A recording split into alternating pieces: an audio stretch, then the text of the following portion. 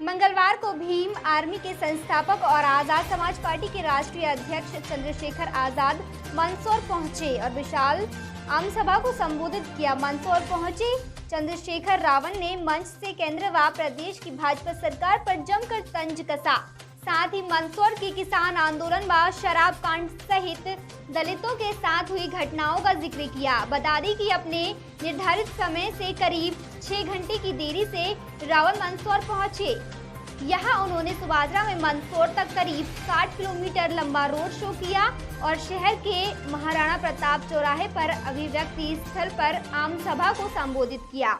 चंद्रशेखर रावण ने यह भी कहा कि 2023 में होने वाले विधानसभा चुनाव में मध्य प्रदेश की सभी विधानसभा सीटों पर आजाद समाज पार्टी के उम्मीदवार उतारेंगे। वहीं कमजोरों को आवाज को बल देने के लिए वो मध्य प्रदेश में साइकिल यात्रा भी करेंगे और अगर विधानसभा चुनाव में पार्टी को जीत मिलती है तो विधानसभा के बाहर मंदसौर गोलीकांड में मारे गए 6 किसानों की प्रतिमा भी स्थापित करवाएंगे। यह घोषणा की।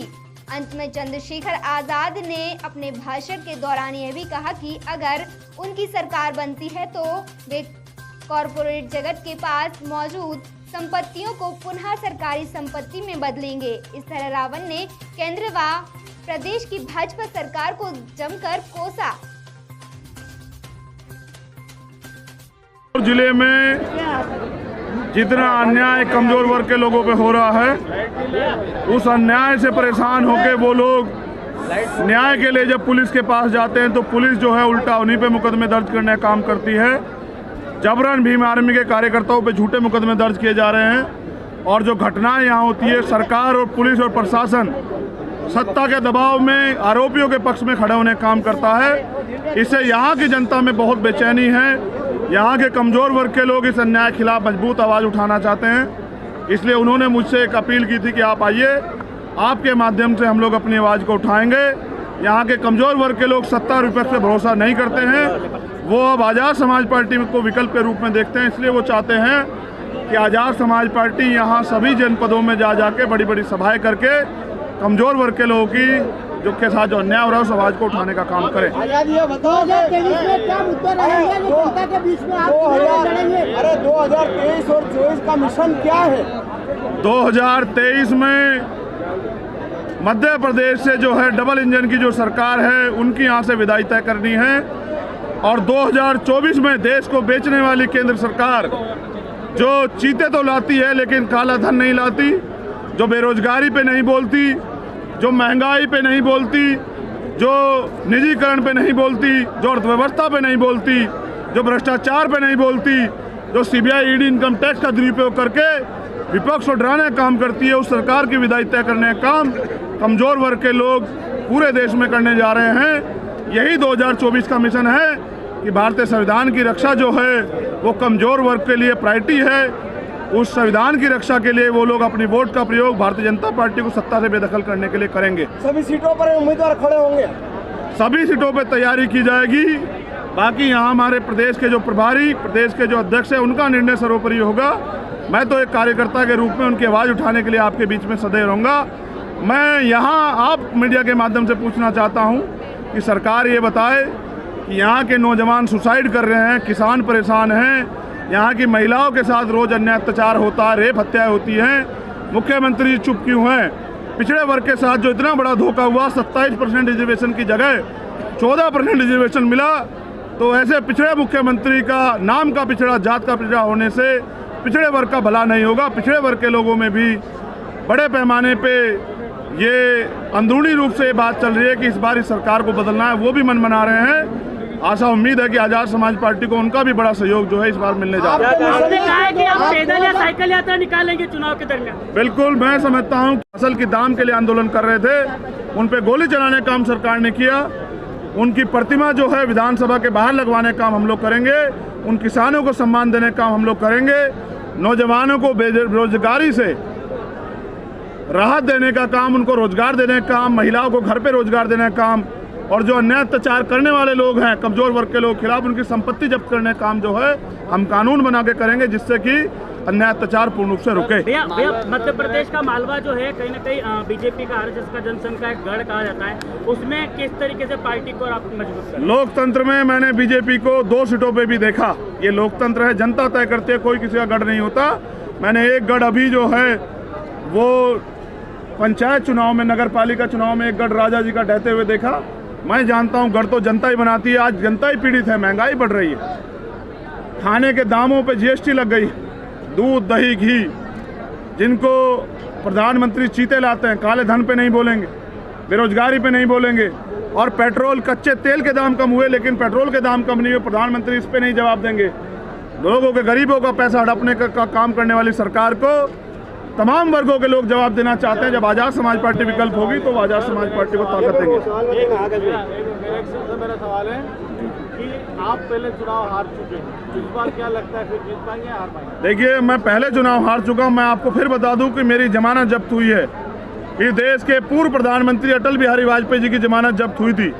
मैं लोकतंत्र में नया व्यक्ति हूं, धीरे धीरे सीख रहा हूं, लेकिन मैं सीबीआई ईडी इनकम टैक्स से नहीं डरता, ना ही मैं कोई चोरी करता हूं। तो इस वजह से जनता ने मुझे उस समय कम भरोसा किया। आज का सैलाब आपको बता रहा है कि यहाँ जमानतें भारतीय जनता पार्टी और विरोधी दलों की जब्त होने वाली है, ना कि आज़ाद समाज पार्टी की। तो जैसा मैंने आपको कहा कि जिनकी 2 सीटें थी आज उनकी केंद्र में और कई प्रदेशों में सत्ता है। तो जब चुनाव आएगा तब आपको एहसास होगा कि आज़ाद समाज पार्टी अपनी मेहनत से कितनी बड़ी ताकत बनेगी। सर एक बात बता दीजिए कि आप भी इस पूरे चुनाव में कहीं ना कहीं किसी जानवर को लेकर आएंगे? दोबारा बताइए। किसी जानवर को लेकर आएंगे आप भी? नहीं, मैं समझता हूँ कि जानवरों से भी ज़्यादा हमें इंसानों के बारे में सोचना चाहिए। यहाँ तो इंसान ही भूख से मर रहा है, सुसाइड कर रहा है। देश के नौजवान जो है वो उनके सपने कुचले जा रहे हैं। मध्य प्रदेश में तो सारी भर्तियों में घोटाले हो रहे हैं। तो मैं समझता हूँ नौजवानों को, किसानों को, महिलाओं की सुरक्षा के लिए उन पर ज़्यादा ध्यान देना जरूरी है, मजदूरों पर ध्यान देना जरूरी है। जानवरों का ध्यान तो प्रधानमंत्री रख ही रहे हैं। तो चीता लाने से मध्य प्रदेश की और देश की स्थिति नहीं बदलेगी।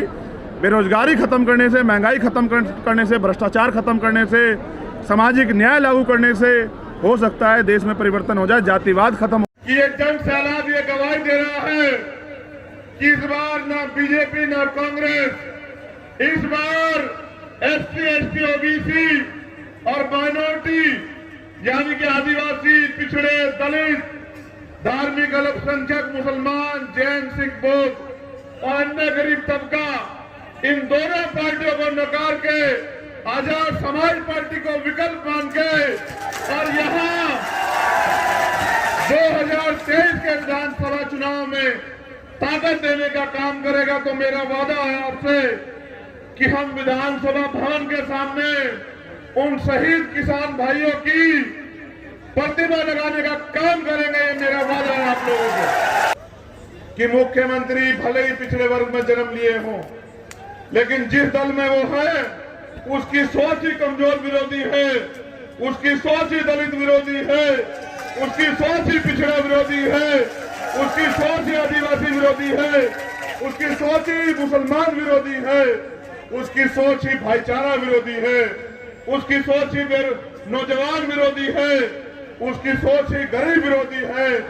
जितनी सरकारी कंपनियों को प्रधानमंत्री जी ने अपने पूंजीपति मित्रों को बेचने का काम किया है, उनके सारे पूंजीपति मित्रों की संपत्ति का राष्ट्रीयकरण करके एक एक सरकारी संपत्ति को हम लोग छुड़ाने का काम और वापिस उसका जो है सरकारीकरण करने का काम करेंगे। अगर देश हित में एक आधा पूंजीपति अगर अपनी संपत्ति का योगदान भी दे देता है तो उसका भी धन्यवाद है। पावन भूमि और यहाँ उपस्थित ये जन सैलाब, आपका हौसला, आपका जुनून, आपका धैर्य, मैं इसका जितना भी सम्मान करूं, जितना भी बड़ाई करूं वो कम है। साथियों, दिल्ली से इंदौर और इंदौर से मंदसौर, आज तक मैंने अपने जीवन में इतने प्रोग्राम किए, लाखों लाखों लोगों की रैली की है, लेकिन जितना प्यार मध्य प्रदेश में मिलता है उतना कहीं भी नहीं मिलता। जो क्रांति की ज्वाला में मध्य